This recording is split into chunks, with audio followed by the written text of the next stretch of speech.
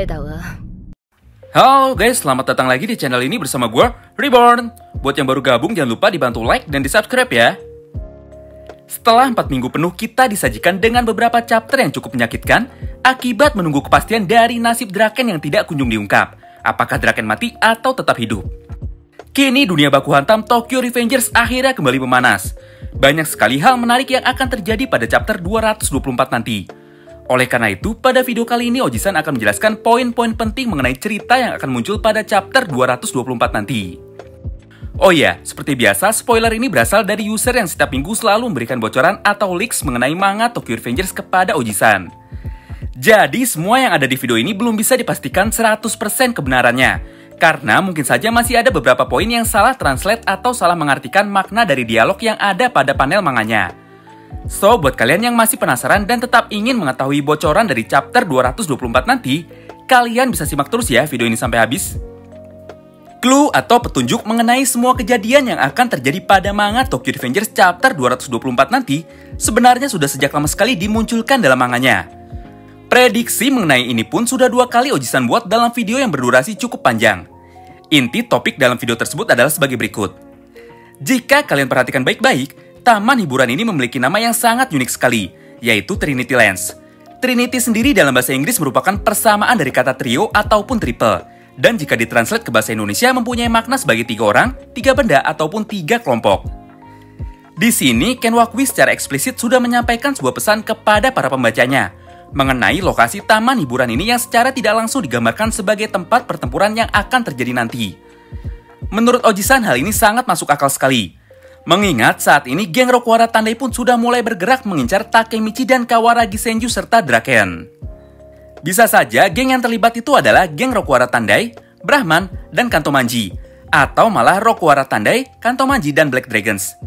Yang jelas jika kita mengambil referensi dari nama taman hiburan ini, yaitu Trinity Lands, maka tempat atau taman hiburan ini akan menjadi medan tempur awal atau medan tempur ronde pertama antara ketiga geng tersebut.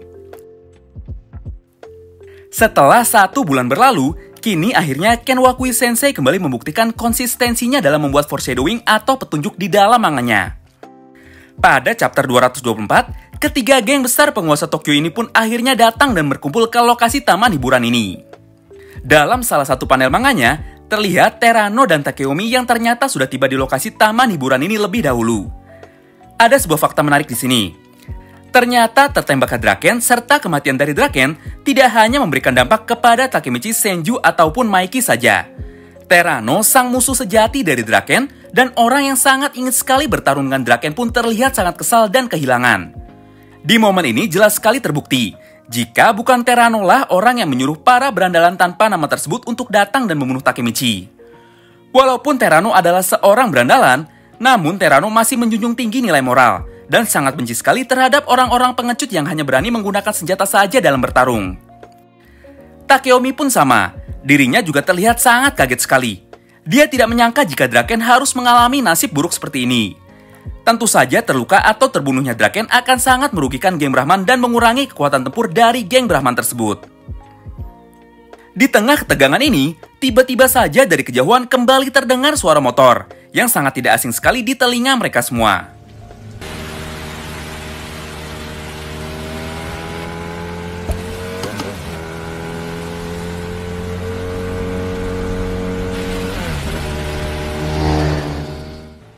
Kejadian ini sangat mirip sekali dengan apa yang terjadi pada arc Mobius, ketika Maiki akhirnya datang ke medan tempur demi menyelamatkan Draken yang diincar oleh Kiyomasa.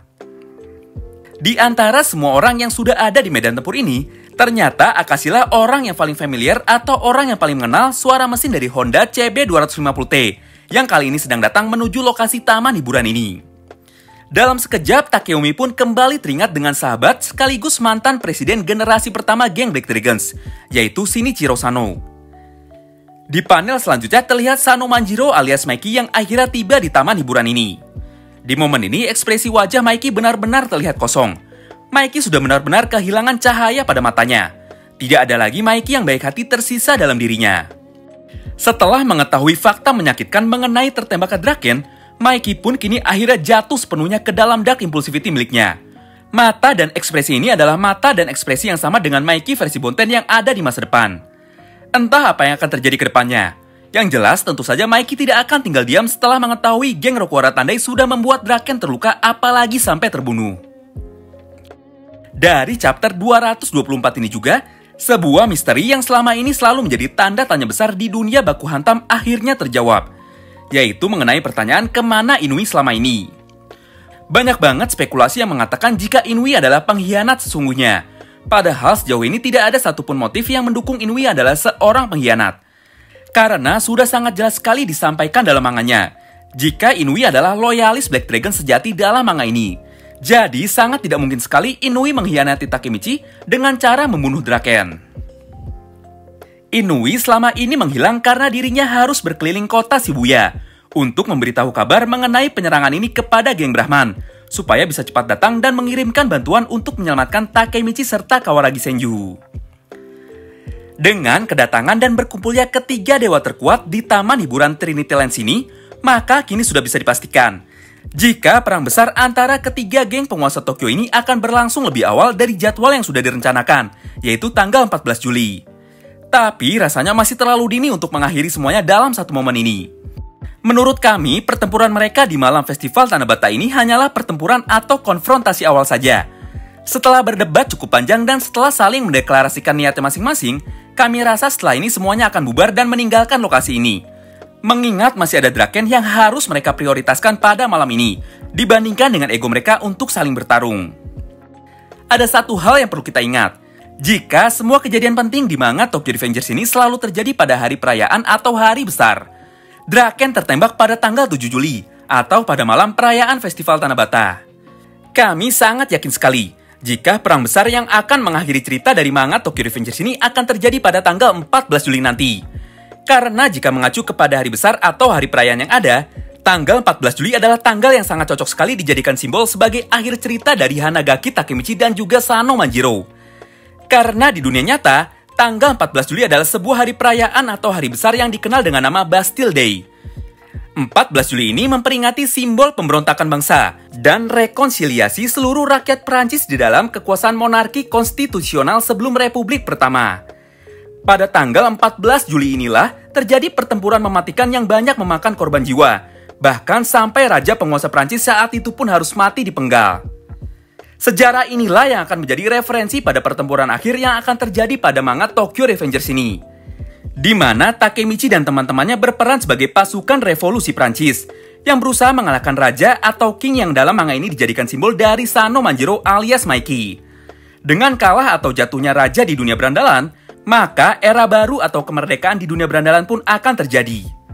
Kami nggak akan bahas teori Bastille Day ini lebih jauh ya. Untuk lebih jelasnya nanti akan dibuatkan videonya yang terpisah.